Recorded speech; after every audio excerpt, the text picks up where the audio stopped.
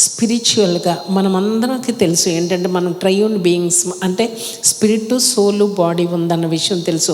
Body విషయం శ్రద్ధ వహిస్తాం, soul విషయం శ్రద్ధ వహిస్తాం, కానీ స్పిరిట్ని ఏం చేస్తున్నాం అన్నది ఒక్కసారి మనంతట మనము ఆలోచన చేసుకునవలసినటువంటి వారమై ఉన్నాం. ఎందుకంటే మన జీవితాల్లో నో అనేటటువంటి మాట, నో అంటే వద్దు కాదు, వద్దు నో, ఎస్ అంటే అవును అనేటటువంటి విషయం ఉంటాయి. అయితే ఈ నో ఎస్ అనేటటువంటి ఈ రెండు మాటలకి కూడా సేమ్ ఇంపాక్ట్ ఉంటుంది. నో అంటే నువ్వు ఎంత ఉంటావో ఎస్ అనే వాటికి అంత ఉంటుంది. అయితే దేనికి ఎస్ చెప్పాలంటే దేవుడు కొన్ని డ్రీమ్స్ మనకు అనుగ్రహిస్తారు, కొన్ని విజన్స్ మనకు అనుగ్రహిస్తారు. ఆ డ్రీమ్స్ విజన్స్కి మనం ఏం చెప్పాలంట? ఎస్ చెప్పాలంట. అంతేకాకుండా దేవుని యొక్క ప్రామిసెస్ ఉన్నాయి బైబిల్లో. నీకు నీ ఫ్యూచర్, అందరూ ఇందాక మాట్లాడింది ఏంటంటే ఫ్యూచర్ ఏం చేయాలి, ఏ స్టెప్ తీసుకోవాలి అని అడిగితే అక్కడ ఒక చక్కటి మాట ఉంటుంది. The steps of a righteous man shall be ordered by the lord. ఒకని నడత యెహోవా చేతనే స్థిరపరచబడును. మన నెక్స్ట్ స్టెప్ ఏంటంటే మనం కొన్ని డెసిషన్స్ తీసుకుంటాం, మనం కొన్ని ఆలోచనలు కలిగి ఉంటాం, మనం కొన్ని డిజైర్స్ ఉంటాయి, మనకు కొన్ని ప్లాన్స్ ఉంటాయి. నెక్స్ట్ మినిట్ అసలు మనం బ్రతుకుతామో లేదో మనకు తెలియనటువంటి రోజులై ఉన్నాయి. దేవుని యొక్క గాడ్లీ పీపుల్ ఉంటారు, స్పిరిచువల్ మెంటర్స్ ఉంటారు. వాళ్ళు కొన్ని విషయాలు మనకు తెలియచేసినప్పుడు వాటికి మనము ఎస్ అని చెప్పవలసినటువంటి వారమై ఉన్నాం. అయితే ఈ ఎస్ అనేది అన్ని సందర్భాల్లో సరిపోదు. ఎస్ చెప్పడం ఈజీయా, నో చెప్పడం ఈజీ అంటే ఎస్ చెప్పడమే ఈజీ మార్గంగా మనకు కనిపిస్తూ ఉంటుంది. నో దేనికి చెప్పాలంటే మన జీవితంలో అనేకమైనటువంటి ప్లెజర్స్, మన డిజైర్స్, కొన్ని ఫ్లెష్ మనకి చెప్తూ ఉంటుంది, అంటే మన శరీరం మనకు తెలియచేస్తూ ఉంటుంది. అనేకమైనటువంటి ప్రెషర్స్ మన జీవితంలో కలుగుతూ ఉంటాయి. వాటికి మనం ఏం చెప్పాలి అంటే అపోజింగ్ ప్రెషర్స్ ఉంటాయి. కొన్ని పరిస్థితులు మనం మంచిగా నడవాలనుకుంటాం, వ్యతిరేకమైనటువంటి పరిస్థితులు వస్తూ ఉంటాయి. ఆ వ్యతిరేకమైనటువంటి పరిస్థితులు మంచివి కాదు అనేటటువంటి పరిస్థితులు కూడా మనకి కలుగుతూనే ఉంటాయి. అటువంటి వాటికి మనం ఏం చెప్పాలంటే నో అనేటటువంటి విషయాన్ని మనం చెప్పాలి. కొన్ని కాంప్రమైజింగ్ అనే కొన్ని జీవితంలో మనం చేసేయవలసినటువంటి పరిస్థితులు వస్తాయి. అంటే తప్పదులే, కాంప్రమైజ్ అయిపోదాం, ఈ డిస్ట్రాక్షన్ మా జీవితంలో తప్పట్లేదు, సరేలే ఇది ఇట్స్ ఓకే అనేటటువంటి విషయాలు మనకి అనేకమైనటువంటివి వస్తూ ఉంటాయి. కొన్ని సందర్భాల్లో మనలో ఒక బ్యాటిల్ జరుగుతూ ఉంటుంది. దేనికి బ్యాటిల్ జరుగుతుందో చెప్పనా?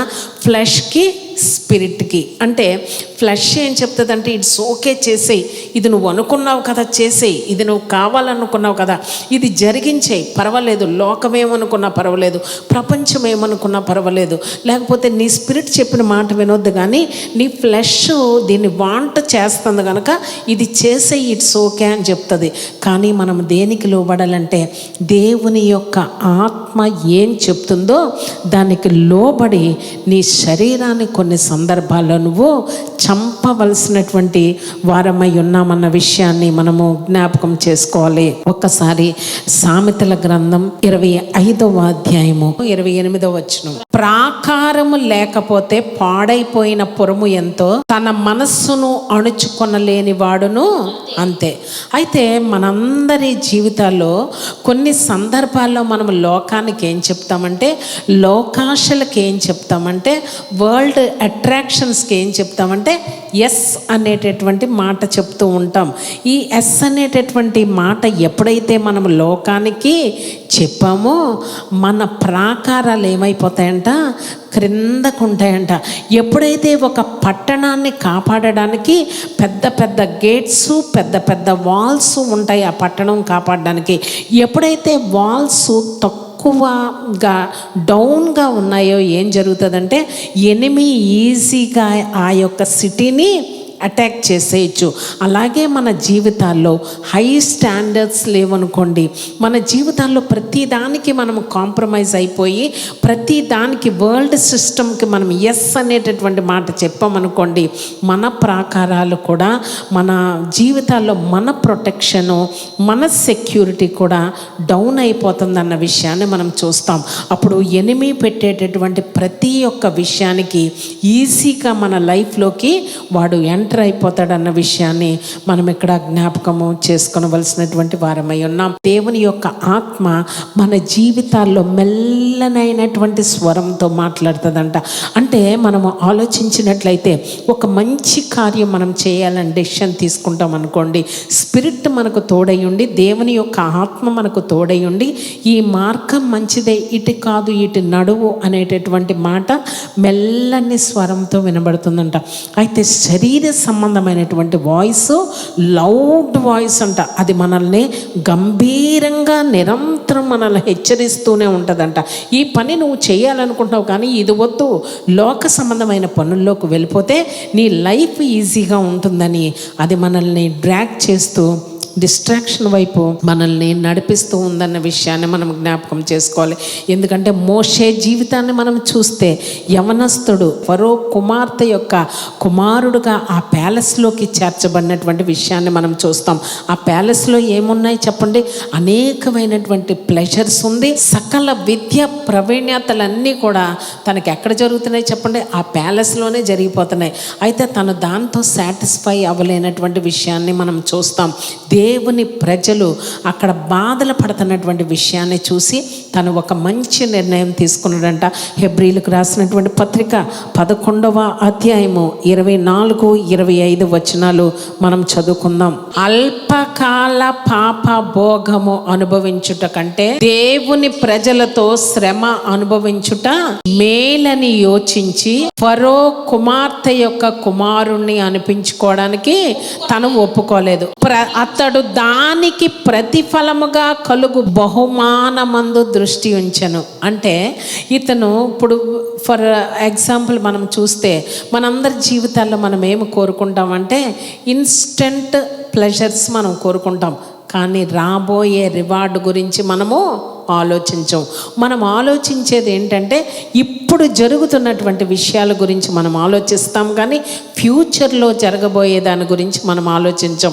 కానీ ఇక్కడ మోషే కొన్ని వేల సంవత్సరాల క్రితమే తన యొక్క ఇంటెలిజెన్స్ను మనం ఆలోచిస్తే తను దేని విషయంలో అంటే వరల్డ్లీ ప్లెజర్స్కి తను కాంప్రమైజ్ కాలేదు, డిస్ట్రాక్షన్స్కి తను కాంప్రమైజు కాలేదు, దేనికి కూడా ఎస్ అని చెప్పలేదు. కానీ దేవునితో శ్రమ పడుటకు తాను మహాభాగ్యం అని ఎంచుకొని రాబోయే దినాల్లో జరగనైనటువంటి బహుమానము కొరకు ఇప్పుడు కనబడుతూ ఉన్నటువంటి ఆ ప్లెజర్స్కి తను ఏం చేశాడంట?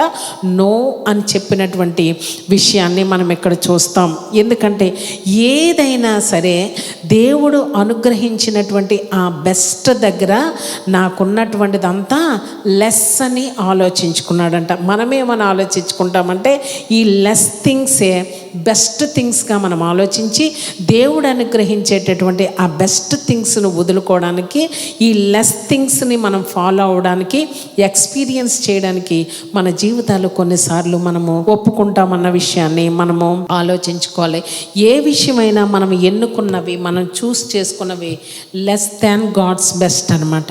అంటే మనం ఏది ఎన్నుకున్నా అది దేవుడు అనుగ్రహించే బెస్ట్ ముందువి నథింగ్ అనేటటువంటి విషయాన్ని మనము ఆలోచించుకొని మన చూసింగ్లోనే మనము మన యొక్క బ్రెయిన్ని మనం డెవలప్ చేసుకోవాలి. ఎందుకంటే ప్రతి దానికి మనం ఆలోచిస్తే బ్రెయిన్ మెయిన్ ఫంక్షన్ చేసేది మన బాడీ అంతటికి.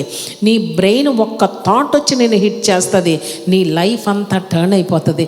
అంటే నువ్వు మంచికి మారుతావా చెడుకు మారుతావా అన్నది ఆలోచించుకోవడానికి నీ మైండ్ నిన్ను అనేక సందర్భాల్లో అటు ఎస్ నో అనేటటువంటి విషయాల్లో నేను సరి అయినటువంటి చాయిస్ తీసుకోకుండా నేను నడిపిస్తూ ఉందన్న విషయాన్ని మనం ఇక్కడ జ్ఞాపకం చేసుకోవాల్సినటువంటి వారమై ఉన్నాం. హెబ్రీలకు రాసినటువంటి పత్రిక 12వ అధ్యాయము 11వ వచనం ఒకసారి మనం చదువుకుందాం. ప్రస్తుతానికి డిసిప్లిన్ అనేది ఎలా కనబడుతుందంట? డిసిప్లిన్ అంటే ఏంటి చెప్పండి? మనం డిసిప్లిన్ చేసుకోవాలి. కొన్ని సందర్భాల్లో మనం అనేక సందర్భాల్లో మనం అనుకుంటాం ఈ వరల్డ్లో ఈ సిస్టమ్స్, ఈ ప్లెజర్స్, ఇవన్నీ ఎంటర్టైన్మెంట్స్ అన్నీ బాగున్నాయి అనుకుంటాం, కానీ అటు వెళ్దాం అనుకుంటాం. ఎందుకంటే మన ఫ్రెండ్స్ వెళ్తారు, వరల్డ్ వెళ్తుంది, లోక ప్రజలు వెళ్తారు, మనం కూడా వెళ్ళిపోదాం అనుకుంటాం. కానీ నీ స్పిరిట్, దేవుని యొక్క వాక్యం, దేవుని యొక్క సంఘం, దేవుని యొక్క స్వరం నీతో ఏం చెప్తుందంటే ఇది వద్దు, ఇది డిసిప్లిన్ డిసిప్లిన్ కాదు అని చెప్తుంది. ఆ డిసిప్లిన్ కాదు అని చెప్పింది మనకు ఎలా ఉంటుందంట, దుఃఖకరంగా ఉంటుందంట. ఈరోజు ఒక చోట వివాహం అనుకోండి, మంచి భోజనాలు అనుకోండి, అక్కడికి వెళ్ళాలా ఎక్కడికి వెళ్ళాలా, లేకపోతే ఒక మంచి ఎంటర్టైన్మెంట్కి మనం వెళ్ళాలి, అక్కడికి వెళ్ళాలా ఇక్కడికి వెళ్ళాలంటే చాయిస్ ఎక్కడికి తీసుకుంటాం? నీ స్పిరిట్ ఏం చెప్తుంది? అయ్యో యూత్ మీటింగ్ చెప్తారు కదా, మన స్పిరిట్ని మనం బాగు చేసుకుందాం కదా, మన ఫ్యూచర్ని మనం బాగు చేసుకుందాం కదా, ఇది ఎప్పుడు ఉండేటటువంటిదే కదా, మనం ఇక్కడికి వెళ్దామని మీ స్పిరిట్ చెప్తుంది.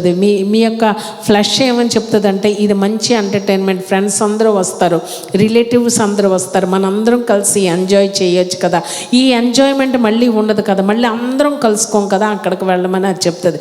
అయితే నీ స్పిరిట్ చెప్పింది నువ్వు చేయాలంటే డిసిప్లిన్ చేసుకోవాలి నీ యొక్క జీవితాన్ని. ఎప్పుడైతే నువ్వు డిసిప్లిన్ చేసుకున్నావో అది నీకు చాలా బాధకరంగా కష్టతరంగా అనిపించవచ్చంట. కానీ ఇక్కడ చెప్తున్నటువంటి విషయం ఏంటంటే, మనకు ప్రతి విషయాన్ని మనం ఏం చేయాలంటే, దేవునికి ఇష్టం కానటువంటి విషయాన్ని మనం ఏం చేయాలంటే రెసిస్ట్ చేయవలసినటువంటి వారమై ఉన్నాం. ఎందుకంటే ఇప్పుడు ప్లెజెంట్గా కనబడేవి రాబోయేటటువంటి రివార్డ్స్ని మనకు రానివ్వకుండా ఆపేస్తాయి. కనుక మన జీవితాల్లో మనం ముందుకు, అక్కడ మోషే చేసినటువంటి పని ఏంటంటే, తాను ముందు పొందబోయేటటువంటి ఆ రివార్డ్స్ నిమిత్తము వీటన్నిటినీ తాను తక్కువగా నష్టముగా ఎంచుకున్నటువంటి విషయాన్ని మనం ఇక్కడ చూస్తాం. మనందరి జీవితాల్లో ఇప్పుడు విషయం మనం చూస్తాం, కానీ లేటర్ ఆన్ వచ్చేటటువంటి ఆ రివార్డ్స్ కొరకు మనం వెయిట్ చేయలేనటువంటి వారిగా మనము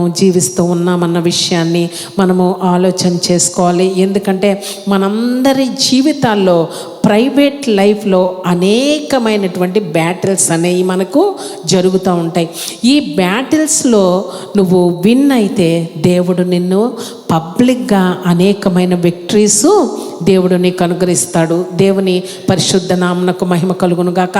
మనకు జీవితంలో జరిగేటటువంటి చిన్న చిన్న ప్రైవేట్ బ్యాటిల్స్కి మనం ఏం చేస్తామంటే లొంగిపోయేటటువంటి వారమై ఉంటాం. కనుక లేటర్ ఆన్ రాబోయేటటువంటి బ్లెస్సింగ్స్కి అసలు మనం రీచ్ అవ్వలేకుండా అక్కడే డ్రాప్ అయిపోతున్నటువంటి విషయాన్ని మనం చూస్తాం. మొదటి కొరింథీయులకు రాసినటువంటి పత్రిక 10వ అధ్యాయము 12వ వచనం కూడా మనము చదువుకుందాం. తాను నిలిచి ఉన్నానని అనుకున్నవాడు పడకుండునట్లు జాగ్రత్తగా చూచుకో. అంటే మనం అనుకుంటాం, మాకు యూత్ జరిగేటటువంటి విషయం ఏంటంటే, యూత్లో ఫర్ ఎగ్జాంపుల్ ఒక సెల్ ఫోన్ ఉందనుకోండి, ఆ సెల్ ఫోన్లో ఏమేమి ఉంటాయి చెప్పండి, యూట్యూబ్లో ఏమేమి ఉంటాయి చెప్పండి, దేవుని యొక్క వాక్యాలు ఉంటాయి, సినిమాలు ఉంటాయి, మిగతా అనేకమైనటువంటి డిస్ట్రాక్షన్స్ కూడా ఉంటాయి. అది జాగ్రత్త చూచేటప్పుడు, జాగ్రత్త అంటే నాకు తెలుసండి ఏది చూడాలో ఏది చూడకూడదో, ఎంతవరకు వెళ్ళాలో, ఎంతవరకు ఎక్కడతో నేను ఆగిపోవాలో నాకు బౌండరీస్ అన్నీ తెలుసండి అనుకుంటారు యూత్. కానీ తాను నిలిచి ఉన్నాను అనుకుంటున్నాడు, కానీ తను పడిపోతున్న విషయం తనకు తెలియట్లేదు. కనుక నిలిచి ఉన్నవాడు నేను నిలిచి ఉన్నాను అనుకోవద్దు, కానీ పడిపోకుండా జాగ్రత్త పడమని అక్కడ దేవుని యొక్క వాక్యము సెలవిస్తూ ఉంది. ఒక ఆవిడ డైట్ ప్లాన్ చేస్తూ ఉన్నారంట. ఆవిడ ఈ రోజు ఎక్కువ బేకరీకి వెళ్ళి డిసర్ట్స్ లేకపోతే బేకరీ ఐటమ్ బాగా తినేసి ఓవర్ వెయిట్ అయిపోయిందంట. ఓవర్ వెయిట్ అయిపోయినప్పుడు ఆవిడ ఒక మాట అనుకుందంటే, ఏమనంటే ఈ డిసర్ట్స్ కానీ ఇవి కానీ ఈ బేకరీ ఐటమ్ కానీ నేను తినకూడదు, కనుక నేను నా డైట్ ప్లాన్లో ఉంటూ నేను మంచిగా నా ఫిజిక్ నేను మెయింటైన్ చేసుకోవాలి అని తను నిర్ణయం తీసుకుందంట. అయితే తను రోజు కార్ చేసి తన వర్క్కి వెళ్ళేటటువంటి దారిలో ఈ బేకరీ అనేది ఉందంట. అప్పుడు ఎప్పుడైతే ఈ డైట్ ప్లాన్లోకి ఈమె వచ్చిందో అనుకుందంట, ఈ డిజర్ట్స్ కానీ ఈ బేకరీ వైపు నేను చూడకూడదు, ఈ బేకరీ ఐటెం తిని నేను ఎంత వెయిట్ పుట్ ఆన్ అయ్యాను కదా అని ఆలోచించుకుని ఆమె అనుకుందంట, ఇక మీదట నేను వీటిని తినకూడదని నిర్ణయం తీసుకుందంటే తను ఏం చేయాలి, ఈ బేకరీ వైపు వెళ్ళకూడదని డెసిషన్ తీసుకుందంట. ఈ బేకరీ వైపు వెళ్లకుండా రౌండ్ తిరిగి వేరే దారిలో తన వర్క్కి వెళ్ళడం ప్రారంభించిందంట. అలాగ కొంతకాలం ఆమె అలా చేస్తూ ఉందంట. ఒకరోజు అనుకోకుండా తను వేరే రూట్లో వెళ్తున్నటువంటి రోడ్డు బ్లాక్ అయిపోయిందంట.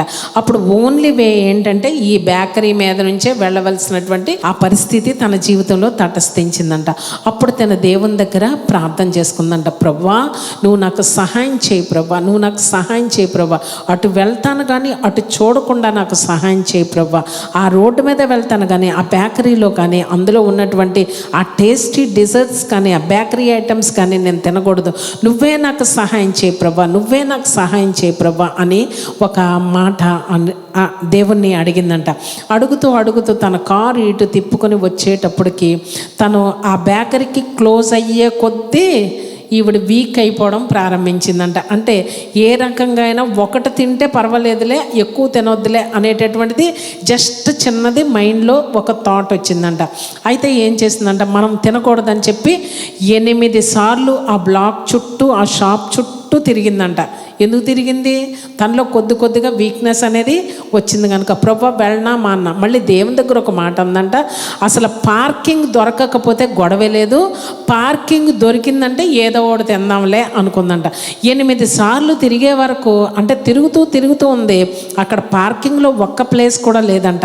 సరిగ్గా పార్కింగ్ ఎక్కడొచ్చిందంటే ఈవిడ ఏది ఎక్కువ ఇష్టంగా తింటాదో ఆ డిజర్ట్స్, ఆ బేకరీ, ఆ క్రీమీ ఐటమ్స్ దగ్గర చిన్న పార్కింగ్ దొరికిందంట. ఎప్పుడైతే చిన్న పార్కింగ్ దొరికిందో తను ఏం చేసిందంట, అక్కడ ఎప్పుడైతే కార్ పార్క్ చేసిందో లోపలికి వెళ్ళిందో, ఇంతకాలం మానేసింది కదా, డజన్ ఐటమ్స్ పట్టుకుని ఇంటికి తీసుకొచ్చేసి తినేసిందంట. అంటే టెంప్టేషన్కి తాను నో చెప్పలేకపోయినటువంటి విషయాన్ని మనం చూస్తాం. అలాగే మనందరి జీవితాల్లో మనం అనుకుంటాం, మనము ఈ డిసిప్లినరీ లైఫ్ మనం లీడ్ చేయాలంటే కొన్ని వాటికి మనము కాంప్రమైజ్ అవ్వకుండా నో అని చెప్పాలనుకుంటాం. ఈ నో అని చెప్పినప్పుడు ఆ టెంప్టేషన్ ఆవిడలాగా మనం కూడా దేవుని ఏమని అడుగుతాం, ప్రవ్వా నీ చిత్తమైతే ఇది చెయ్యి, నీ చిత్తమైతే ఇది కాదు. నీ చిత్తమైతేనంటే ఆ పార్కింగ్ ప్లేస్ కూడా ఎక్కడొచ్చిందంట కరెక్ట్గా.